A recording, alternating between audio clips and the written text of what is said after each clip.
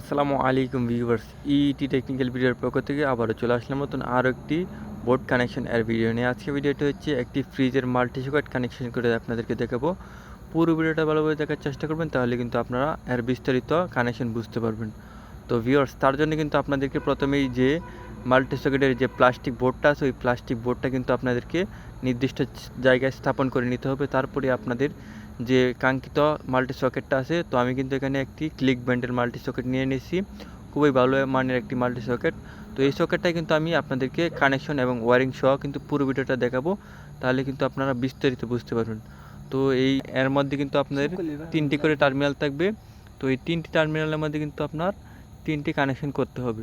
এখানে কিন্তু আপনার একটি নিউট্রাল, একটা ফেজ এবং একটা আর্থিং কিন্তু ব্যবহার করা হয়েছে। তো এল যে চিহ্নটা ওটা হচ্ছে আমার ফেজ, এন যে চিহ্নটা এটা হচ্ছে আমার নিউট্রাল, আর যে নিচের চিহ্নটা আছে ওটা হচ্ছে আমার আর্থিং।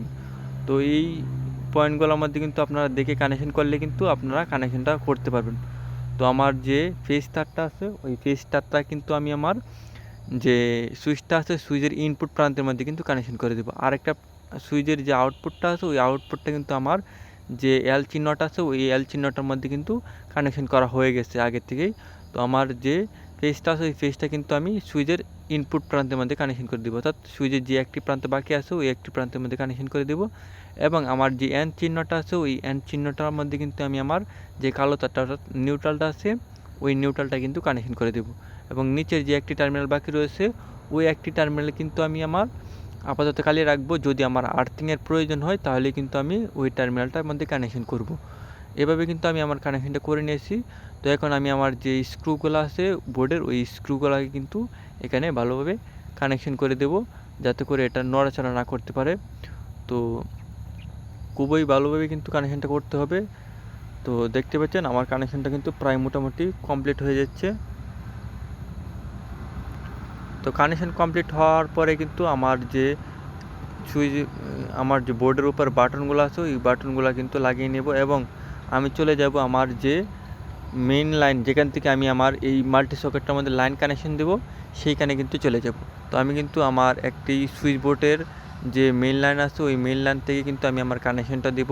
তো এখানে কিন্তু আমার পর্যাপ্ত পরিমাণ তার না থাকার কারণে কিন্তু আমি একটি তারকে ট্যাপ দিয়ে কিন্তু পেঁচিয়ে নিয়েছি, অর্থাৎ যেই তারটার মধ্যে আমার ট্যাপ ব্যবহার করা হয়েছে, ওই তারটার মধ্যে কিন্তু আমি আমার নিউট্রালটাকে ধরবো, আর যে তারটা আমার কোনো ট্যাপ পেঁচানো হয় নাই, ওইখানে কিন্তু আমি আমার ফেজটাকে কানেকশন করব।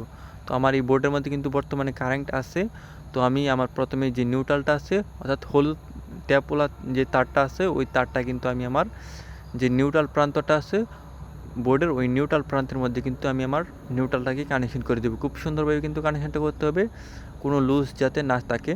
তো আমি কিন্তু আমার প্রয়োজন মতো কিন্তু আমি টাইট করে কিন্তু কানেকশনটা করে নিতেছি। তো দেখতে পাচ্ছেন আমার কিন্তু নিউট্রালটা কানেকশন করা হয়ে গেছে। তো এখন আমি আমার যে ফেজটা আছে, ওই ফেজটা কিন্তু আমি আমার যে সুইচ বোর্ডটা আছে, ওই সুইচ বোর্ডের যে কাটরটা আছে, ওই কাটরের ইনপুট প্রান্তে, অর্থাৎ আমার যে মেইন লাইনটা এসেছে, ওই মেইন লাইনের মধ্যে কিন্তু আমি আমার যে ফেজটা আছে, ওই ফেজটাকে কানেকশন করে দিয়েছি। তো আমার খুব সুন্দরভাবে কিন্তু কানেকশনটা করা হয়ে গেছে। তো এখন আমি আমার যে বোর্ডটা আছে, বোর্ডটাকে চেক করবো, দেখবো আমার এখানে লাইন আসছে কিনা। দেখতে পাচ্ছেন আমার এখানে কিন্তু লাইন চলে এসেছে। তো এখন আমি আমার যে এই বোর্ডের কাটরটা আছে, কাটরটা লাগিয়ে নেব। তো আমার ফ্রিজের বোর্ডটা কিন্তু খুব সুন্দরভাবে লাইন চলে এসেছে, দেখতে পাচ্ছেন এন্টি কাটরটা কিন্তু চলে এসেছে। তো আমার যে ডান দিক দিয়ে যে টার্মিনালগুলো, ওই টার্মিনালগুলোর মধ্যে কিন্তু আমার ফেজ, এবং বাম দিক দিয়ে যে টার্মিনালগুলো, ওই টার্মিনালগুলো কিন্তু আমার নিউট্রাল। তো আমি এখন ফ্রিজের যে কেবলটা আছে, ওই কেবলটাকে কিন্তু কানেকশন করে দেবো, অর্থাৎ যে প্লাগটা আছে ওই প্লাগটাকে কানেকশন করে আমার ফ্রিজটাকে আগে সেট আপ দিয়ে নিব। অর্থাৎ যে ফ্রিজের যে ভলিউমটা যতটুকু রাখা প্রয়োজন, আমি কিন্তু নর্মালি এখন বর্তমানে 7-এর মধ্যে রাখবো। যেহেতু ফ্রিজটা দীর্ঘদিন অফ ছিল, সেই জন্য কিন্তু আমি এখানে 7-এর মধ্যে রেখেই কিন্তু আমি আমার কাজটা করব। তো দেওয়া কাজটা করে কিন্তু আমি এখানে সুইচটা অন করে দেবো। তো সুইচটা অন করার সাথে সাথে কিন্তু আমার যে ফ্রিজটা আছে, ওই ফ্রিজের মধ্যে কিন্তু লাইন চলে এসেছে খুব সুন্দরভাবেই। তো আশা করি ভিডিওটি বুঝতে পেরেছেন। ভিডিওটি বুঝলে অবশ্যই লাইক, কমেন্ট অ্যান্ড শেয়ার করুন।